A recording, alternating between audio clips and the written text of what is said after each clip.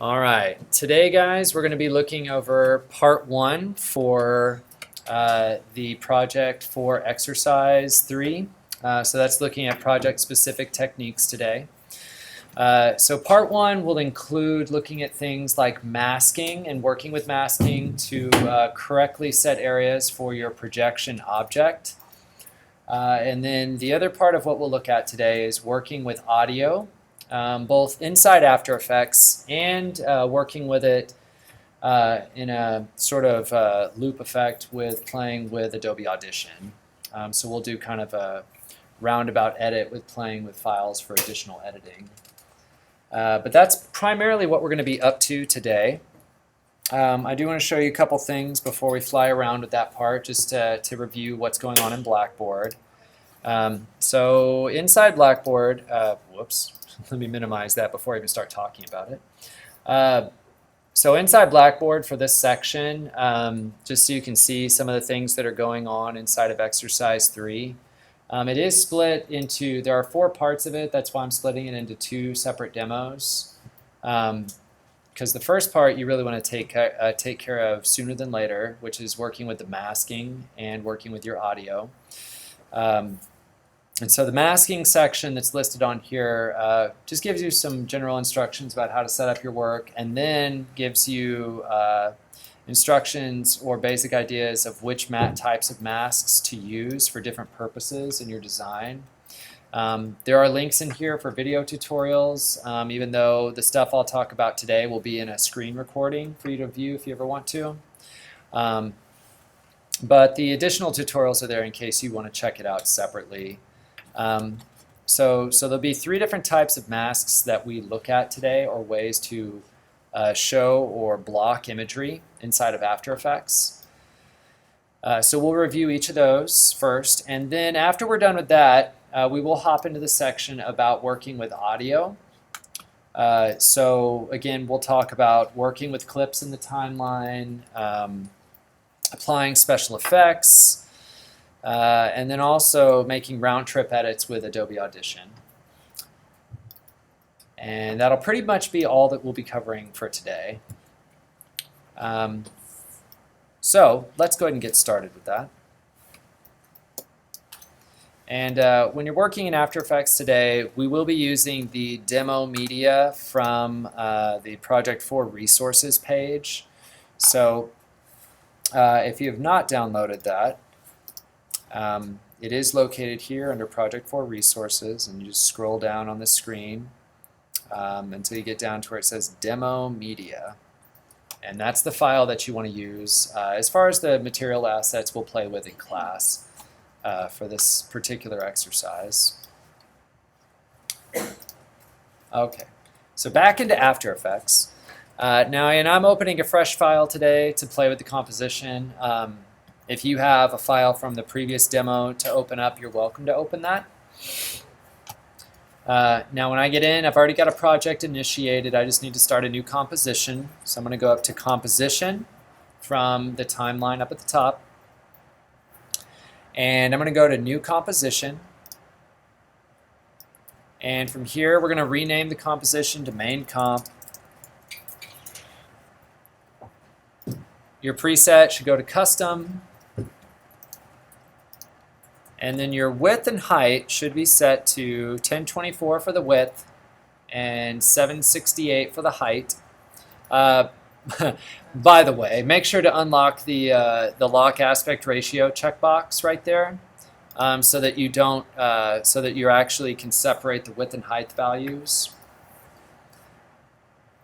Once you've done that successfully, then slide down a little bit to where it says frames per second. And over to the right of that, it probably says drop frame. Switch that to non-drop frame.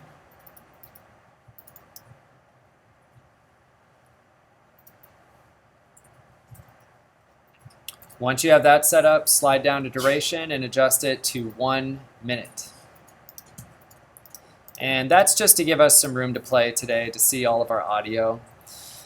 We won't be utilizing necessarily the entire timeline for this particular exercise or collection of exercises, but again, it helps to be able to see a good length of audio compared to what timeline you might actually work with in your own project. Once you have 1 minute established on your time code, then we are going to go ahead and say OK and launch it into After Effects. OK. So once you've got that in there, we're going to go ahead and import some media into our project. So I'm going to go ahead and go to my project panel for this to import, and I'm going to go and just double click in the empty area in the bottom of my project panel, and that will pop up my import window. And I'm going to locate all of my demo media, which is, again, it should be in a folder when you download it. It probably says like Blackboard files or folder. And I'm just going to grab all the files inside there at once and open them all at one time. And that should drop them straight into my project panel. And what I want to do from here is I'm only going to add one of these to the timeline for this point in time. So I'm just going to import into our timeline for now the JPEG file, which is image IMG 7268. And I'm going to drag that down into my timeline layer area down below. Let it go.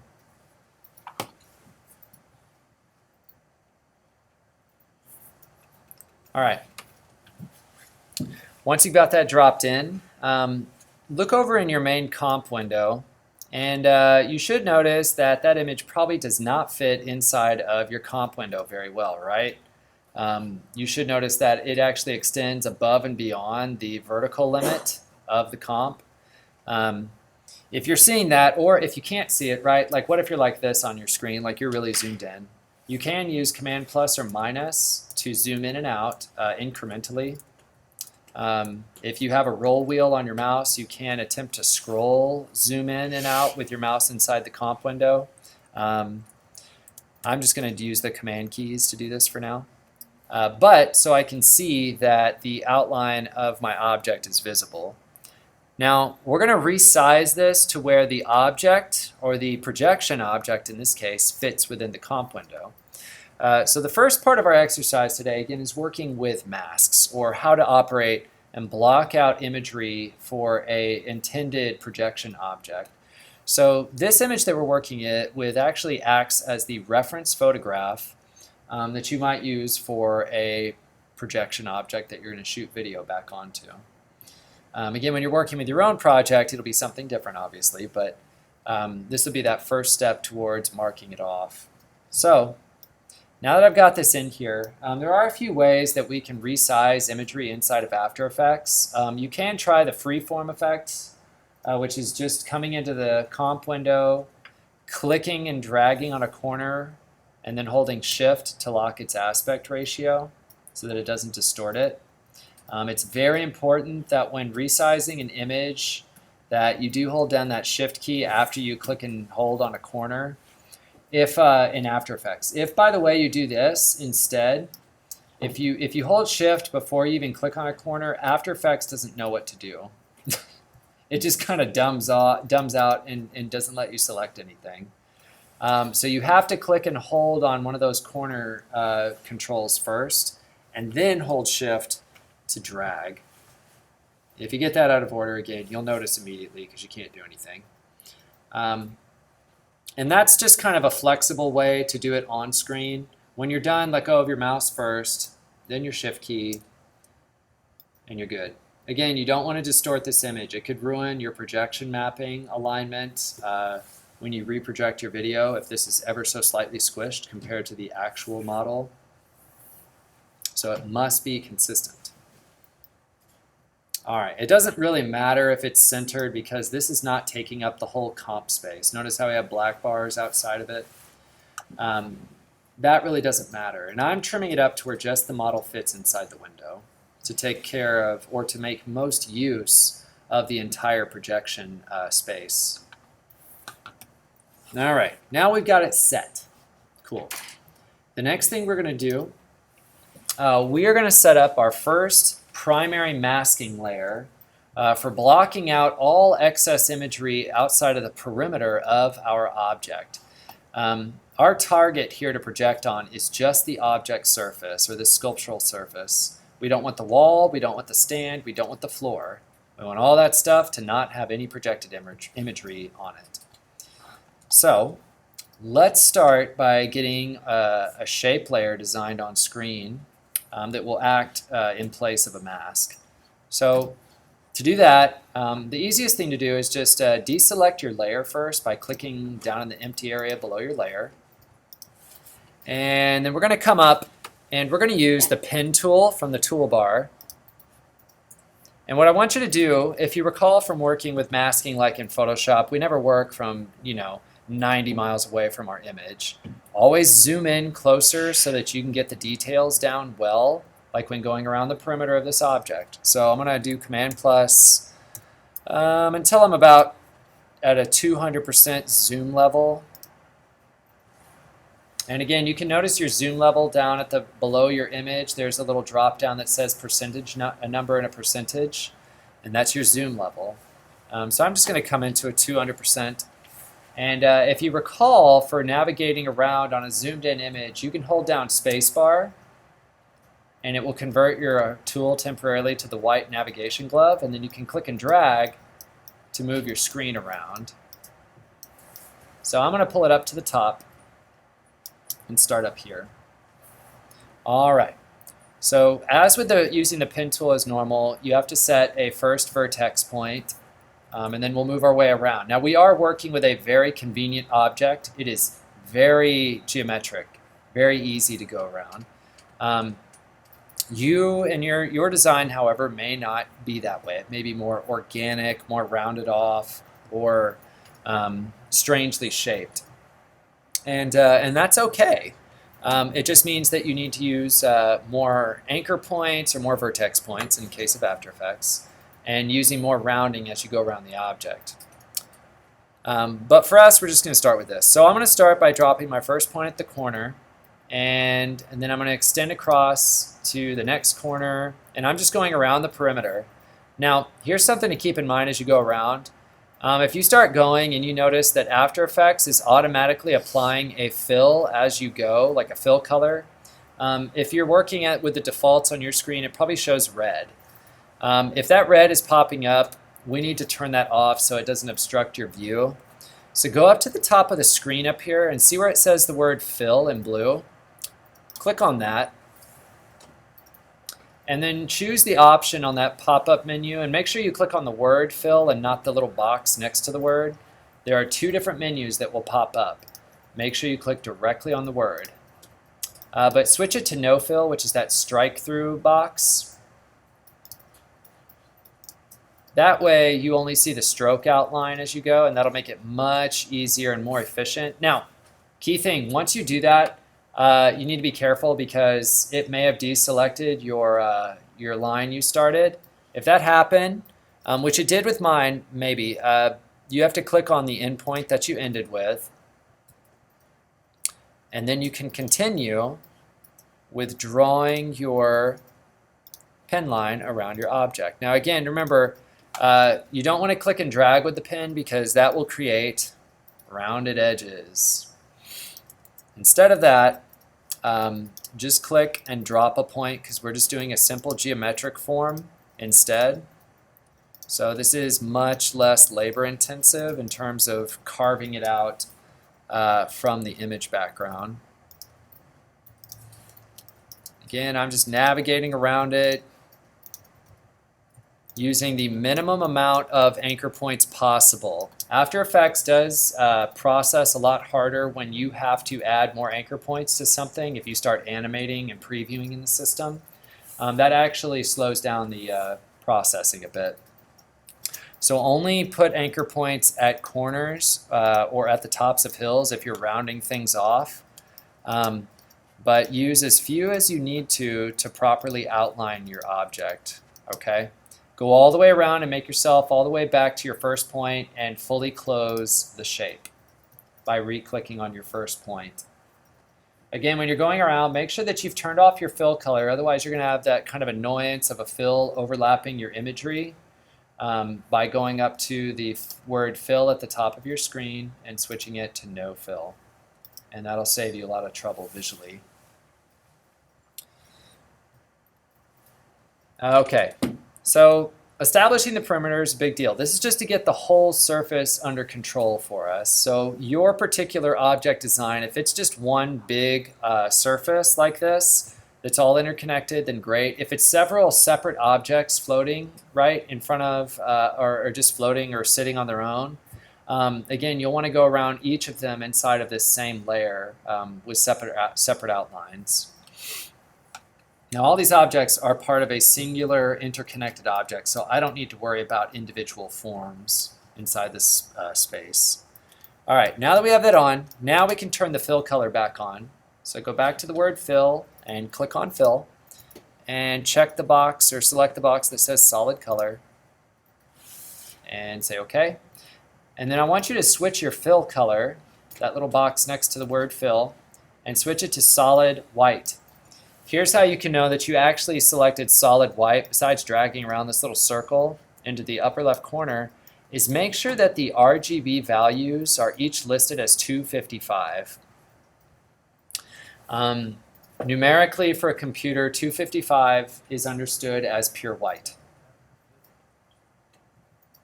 or basically absence of color data.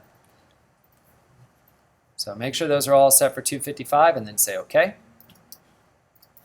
And you should be able to see that your whole object is now solid white. So if you've got that, then you're in pretty good shape. If not, you need to go and review your cutout work to make sure that you actually cut out the object. One big pitfall that sometimes happens for first-timers with cutting out this way is that they forget to deselect their layers when they start, and they start drawing directly on top of the image. And what that creates when you do that is called a layer-based mask. So it doesn't generate a separate shape layer like I have on my screen down here. But it generates a property inside the layer called a masking layer, which we'll look at later.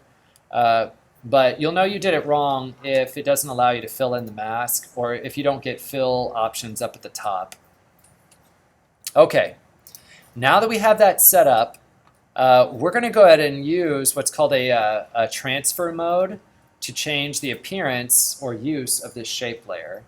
So to do that, we need to, and I'll make sure you guys can see this on your screen, there are three little tiny icons down in the lower left corner of the After Effects interface. And each of these turn on layer switches. The one that we want turned on is the one in the middle that looks like a circle overlapping a square. Click it and it should turn blue. And you should notice that your layer options extend to include two new options called Mode and TRK Matte, or Track Matte. So for this layer, what we need to use are the options listed under Mode, or what's also understood as blending modes. We're going to click on where it says Normal directly across on our shape layer and slide down the long list that it gives you. Again, if you didn't get that, you go to your shape layer, slide over to where it says Mode, click on the drop down for where it says Normal, and go all the way down to where it says Stencil Alpha. Click on that. Now,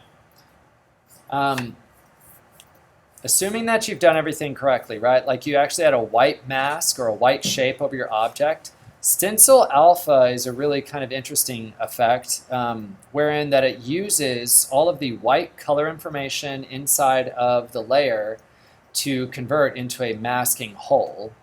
So masking basically works off of a shading system of white to black.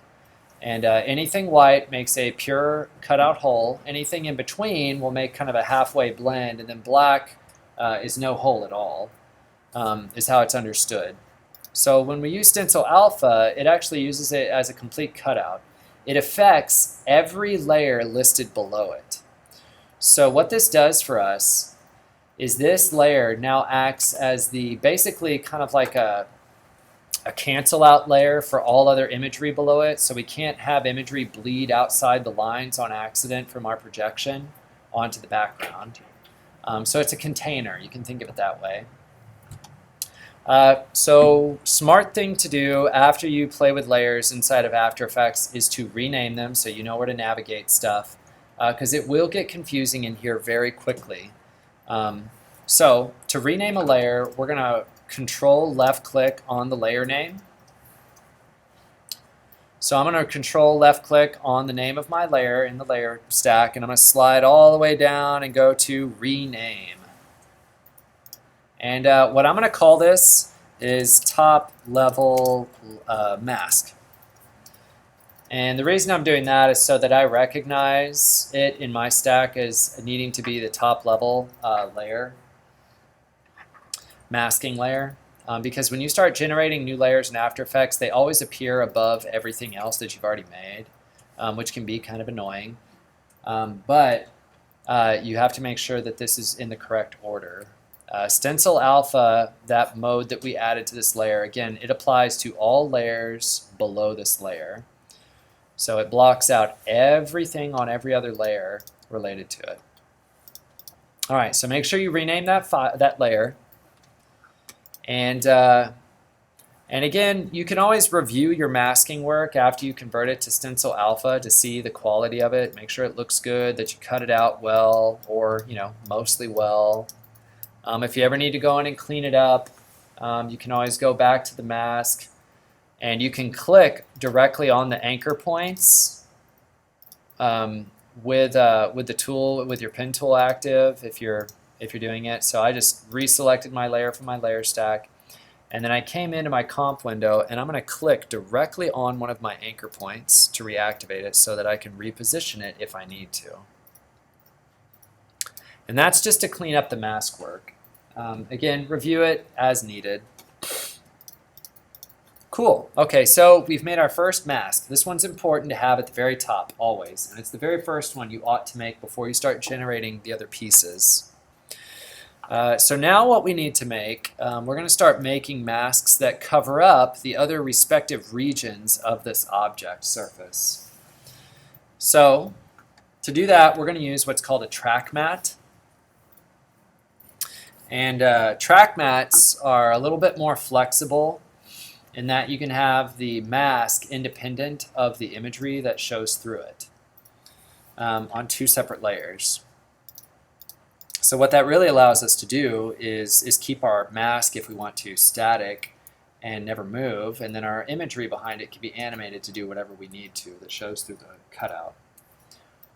So we're going to go ahead and do that. And again, we're going to deselect our layers, so make sure nothing here is highlighted by clicking down here in the empty space. And we're going to go ahead and go back to our pen tool, and I'm going to zoom back in on my object, and I'm going to go up to this upper cube that sits on top of this sculpture, and I'm going to basically mark off the front face of this sculpture as part of my projection map surfaces. So it's the first surface that I want to map individually. So I'm going to just define a simple square around this thing going point to point.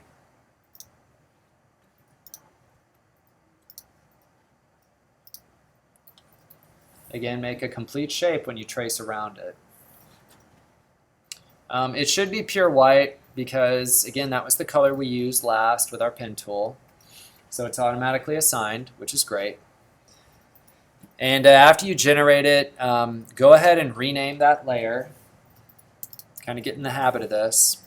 When you start renaming random layers like this, like where it's one surface out of who knows how many, sometimes it helps to depict like where it's located on the object, what surface it is based on the shape it's connected to. In this case, there's only one cube in this design, so I'm going to call this upper cube front face, or front side, you can also call it.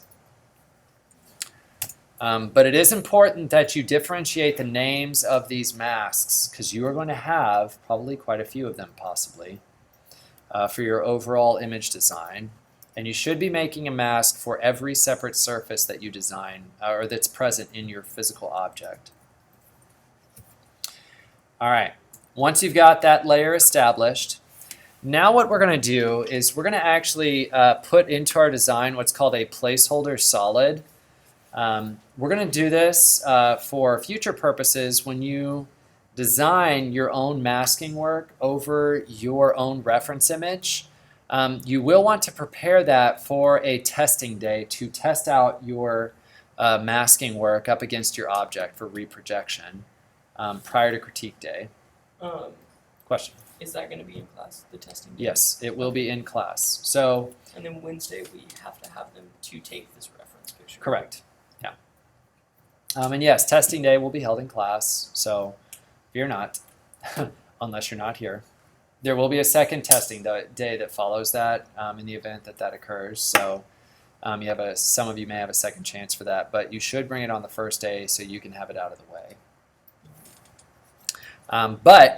We're going to put in a placeholder shape to show through this. Again, we're going to make it a specific color and it'll fit right inside our square. So the way that we do that is we're going to go up to Layer from the top menu bar. And we're going to go to New and choose Solid.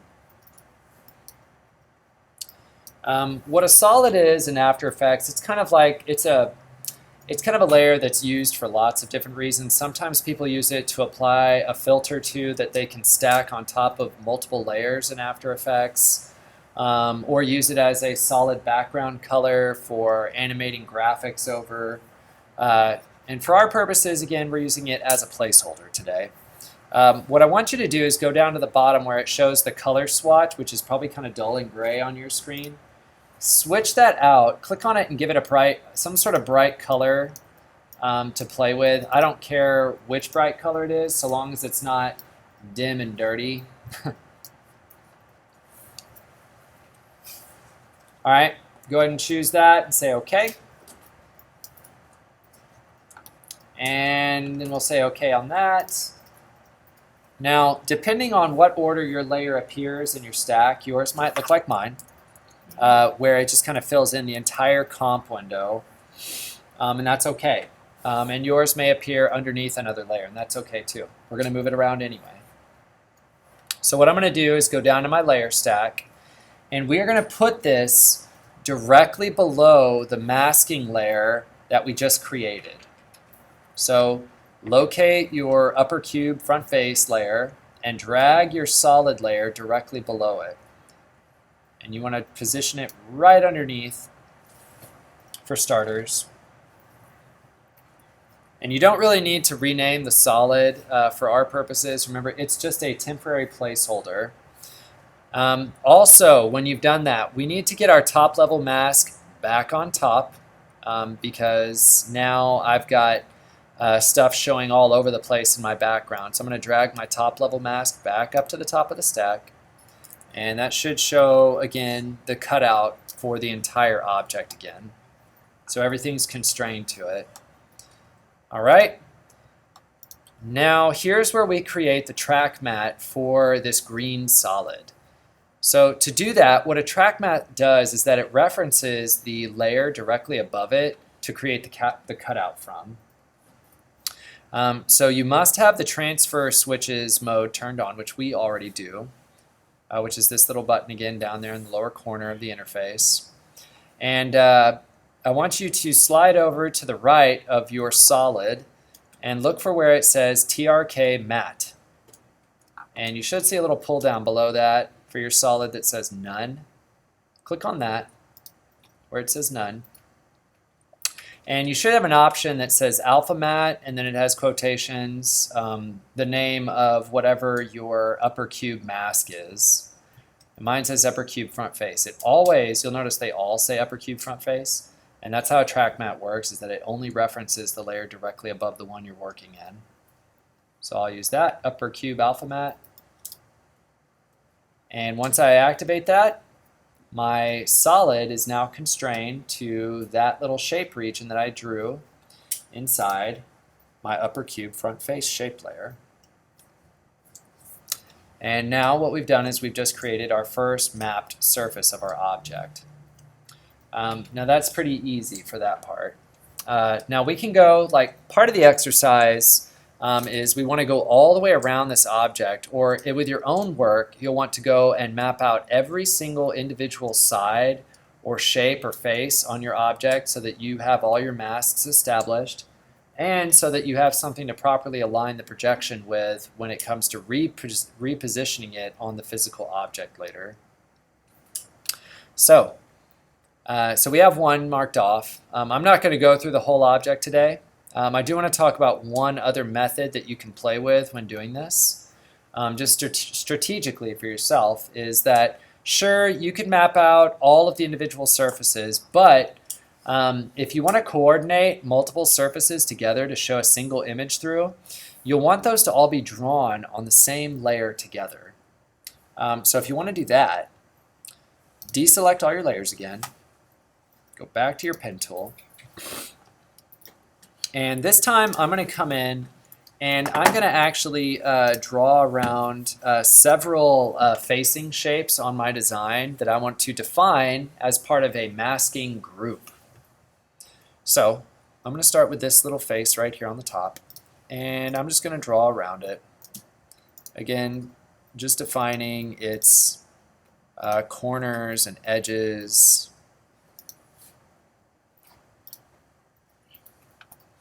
And then I'm going to drag around the screen to go to another shape that I want to add into that same shape layer. So I'm going to draw another one over this little side here, little extended arm on the front. And let's see, I may also add this one that's back here on the side back underneath. So I'm going to add a line over here.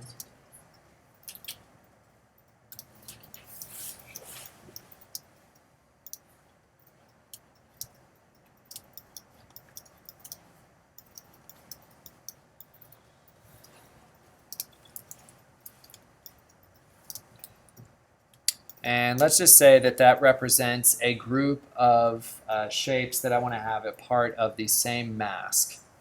So now that I've got them all defined, I'm going to go back down into my timeline layers, and I'm going to go ahead and rename this layer. Again, remember, rename as you go so you don't get lost later. So I'm going to rename this new shape layer that I've created, and I'm going to call it Mask Group 1. Again, that's just something that would make sense to me. Like, I might make multiple mask groups, but this would at least stand as one of them without defining with much more information. If you have something specific that's going to play in that mask, like a specific color, a specific shape, or a specific collection of sequence video, that might be better to put instead of just Mask Group 1. Once I got that rigged, let's go ahead and drop another solid into our timeline to put as a placeholder under it. So I'm going to go to Layer New from the top menu bar. And I'm going to go back to where it says Solid and drop in a different color this time.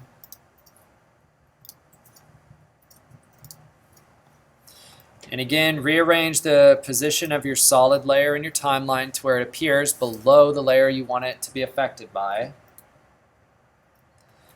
Make sure you drag your top level mask back up to the top.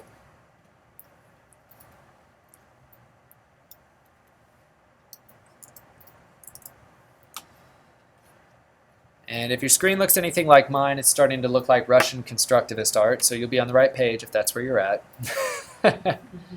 And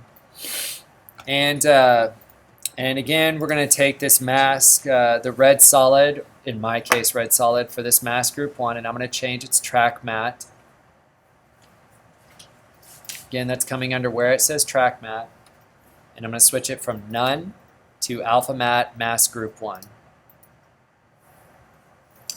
And now it's separated all those out. So now that respective shape or color layer shows through all three of those parts. So again, the convenience with doing it with groups as well as individual surfaces is that you get the advantage of getting to show a single layer through multiple sections at a time instead of just having it show through a single layer in pieces. So there's kind of an advantage to that, to sort of break up the monotony of using the whole object at any given time during your design. But that's working with the track mat in particular. There's not really much more to it than that. Again, my recommendation when you're doing it is make masks for all appropriate 3D surfaces or individual surfaces with the track mat tool. And then if you have anything that you know you're going to use groups of surfaces together with, go ahead and make separate masking groups for those as well. So that you at least have them handy for whenever you go back to do your animation work, positioning video tracks, or anything else inside of the design. All right. Now I did mention at the beginning that there is a type of mask that you can create that's called a layer-based mask. Usually it's created in air. Or oftentimes it's used when you want the mask to move with the object or the image layer that it's attached to. Again, with these type of imagery, like I can move my red solid without affecting the mask that it shows through. So if I go to, let's say, like this red solid that's under my grouped mask, I'm going to extend its properties and go to transform for my red solid group. And I'm going to adjust its position properties. So notice as I move the layer that the masks are not necessarily moving. It's just sliding the image layer behind the masks right now. So you can get some very interesting effects just from animating positions of layers. They can slide in and sort of fill in the masks, which is kind of fun for transitioning purposes. But that just shows that the track mat allows the image layer to be separate from the actual mat itself or mask. All right, but here's the other one that you can make. I'm going to turn all of my other layers off real quick, besides my still image or JPEG. The way that you create a layer-based mask is real simple. Especially with image layers like video or JPEGs, all you have to do is have that layer selected in the timeline and then come back into your comp window and use any of your drawing tools to start drawing on the layer. I'm going to use like my star tool here real quick. And when I click and drag with the star tool, notice how it automatically generates a layer-based mask on top of my layer. So interesting, and you should notice in your layer properties that it does create a separate mask property down below inside that image layer. So I have something listed as masks now down below, and it lists that particular mask that I just generated.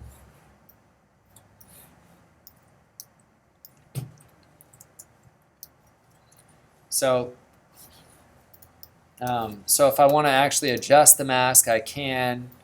But those are there so you can actually add a layer-based mask. Now, again, the important thing to know about layer-based masks is they are subject to the main transform controls for the entire layer or the image layer. So if I change the main transform controls for the JPEG, the mask moves with the imagery.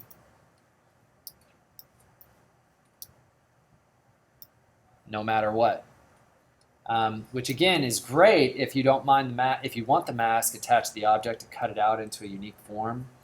But if you need the mask to stay static to map out a surface, you do not want this ability. So just kind of point that out early on. There are great things that you can animate about masks like this, but for our purposes today. Again, it's one that I would usually say like to avoid for the sake of mapping with. So if you don't want it, you can just come down into your properties, select the word mask, and hit delete. That'll get rid of it. Okay, I'm just going to undo my way back. Now that's, in general, that's how you should be working with masking for this project. Masks, again, are used a lot in composite video editing, special effects, green screening, and those sorts of things for separating objects from their backgrounds and so on. There are many other tools you can use also for compositing imagery, like for video they have what are called keying effects for using with green screens inside of After Effects that do excellent job at removing characters or moving objects from their backgrounds. But that's how we work with masks, again, for working with basic mapping of a surface. Any questions on working with masking a surface at this stage of the game? We'll be trying this out on our own objects Wednesday. On Wednesday, we shoot the reference image, Okay. and then you take your own image into After Effects, and you start doing this whole Yeah. process. So yeah. All right, very good. Okay, well let's. I'm gonna actually increment this video, and so I'm gonna stop it right here for a minute, and